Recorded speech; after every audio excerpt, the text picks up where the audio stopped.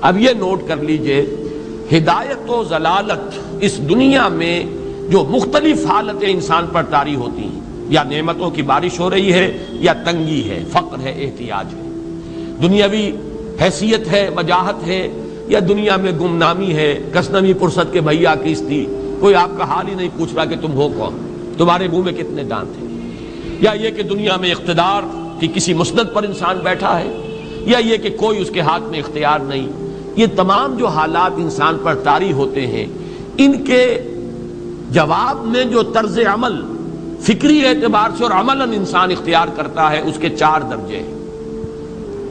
پہلا درجہ ہے انتہائی گمراہی، ضل ضلالا بعیدا۔ وہ کیا ہے؟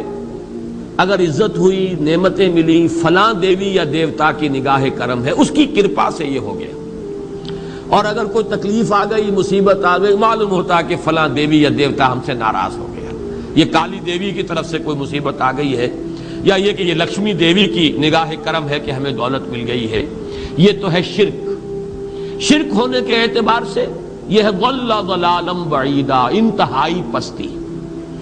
اس پستی سے اوپر آئیں گے تو توحید کی پہلی منزل ہے۔ عزت دی اللہ نے دی، اگر کوئی تنگی آ گئی، فقر، تکلیف، کوئی ذلت، رسوائی، یہ بھی اللہ کی طرف سے۔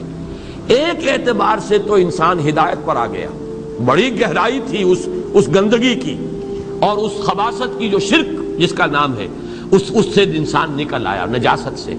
توحید تو ہے، لیکن ابھی اس میں اس کی گمراہی کا ایک ایلیمنٹ شامل ہے، اور یہ گمراہی سے جب تک آگے نہیں آئے گا، اوپر نہیں ابھرے گا، اس کا طرز عمل کیا ہوگا کہ ذرا کچھ مل گیا، عزت مل گئی، پھولے نہیں سما رہے، اب زمین پر قدم نہیں ٹک رہے، گردن اکڑ رہی ہے، کہیں محرومی ہو گئی، کوئی تکلیف آ گئی، کوئی مشقت، فقر آ گیا، اب بجھ کر رہ گئے۔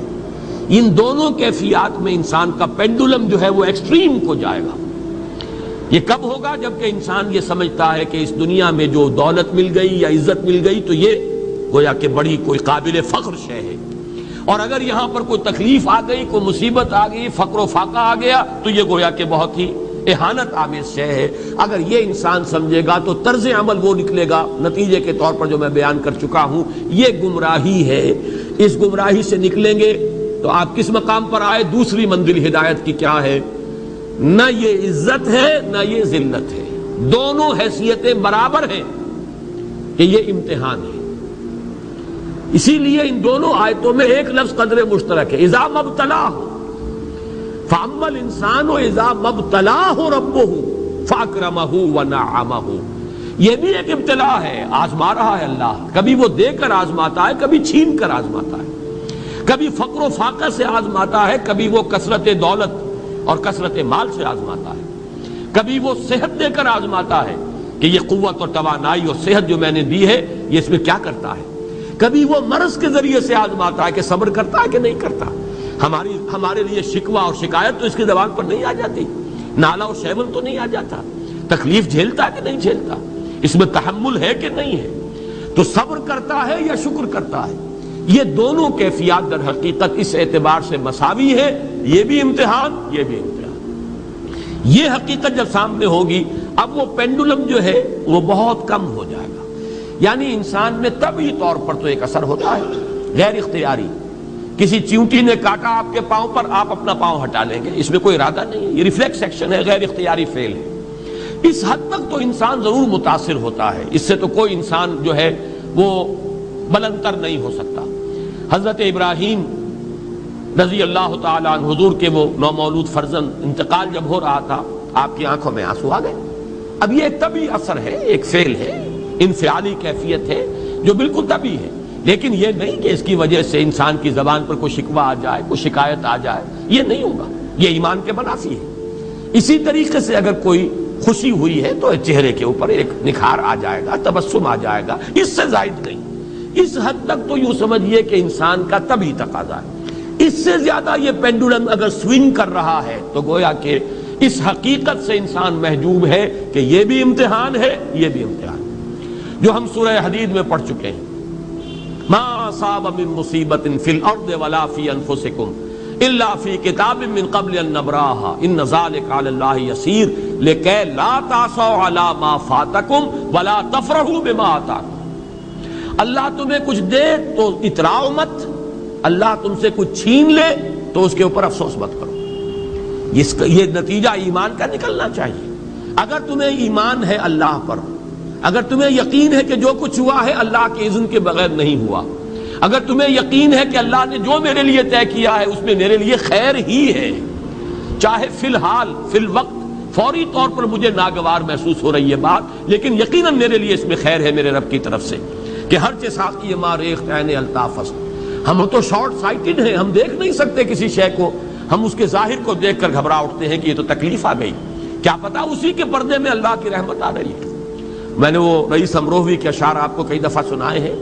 وہ وقت آیا کہ ہم کو قدرت ہماری سعی و عمل کا پھل دے، بتا رہی ہے یہ ظلمت شب کہ صبح نزدیک آ رہی ہے، ابھی ہے کچھ امتحان باقی، فلاکتوں کے نشان باقی، قدم نہ پیچھے ہٹے کہ قسمت ابھی ہمیں آزما رہی ہے۔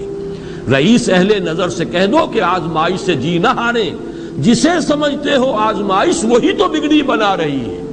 اسی آزمائش سے تو بگڑی بنے گی، اسی سے تو تمہارا خیر جو ہے اجاگر ہوگا، سامنے آئے گا، پتہ چلے گا who's who, what is what۔ ابو بکر میں کتنا یقین اور ایمان تھا، یہ کیسے معلوم ہوگا؟ کیسے معلوم ہوگا کہ بلال میں کتنا سہار، کتنا تحمل تھا، کتنا صبر تھا، اگر وہ مصیبت ان پر نہ آتی کہ جو امیہ ابن خلف کے ہاتھوں ان پر قیامت ٹوٹ رہی تھی۔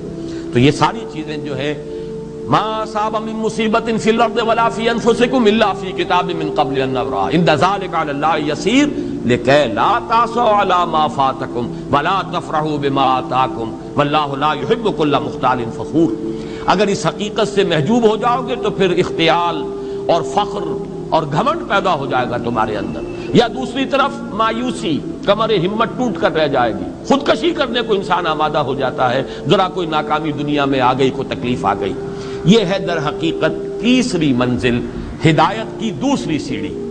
پہلا کیا تھا؟ نہاد ضل ضلالا بعیدا، کوئی خیر مل گیا تو کسی دیوی کی نگاہ کرم، کوئی تکلیف آ گئی تو کسی دیوتا کی ناراضی، یہ تو ہے ضل ضلالا بعیدا۔ اس سے اوپر آئے، یہ پہلی سیڑھی ہدایت کی ہے۔ عزت ہے تو اللہ کی طرف سے، اور اگر کوئی ذلت ہے، تنگی ہے تو اللہ کی طرف سے، یہ ہدایت کا آغاز ہو گیا۔ یہ توحید کی بنیادی منزل ہے۔ اس سے اگلی منزل، یہاں کی ذلت ذلت نہیں، یہاں کی عزت عزت نہیں۔ ذالک یوم التغابن، ہار اور جیت کے فیصلے کا دن تو قیامت کا دن ہے۔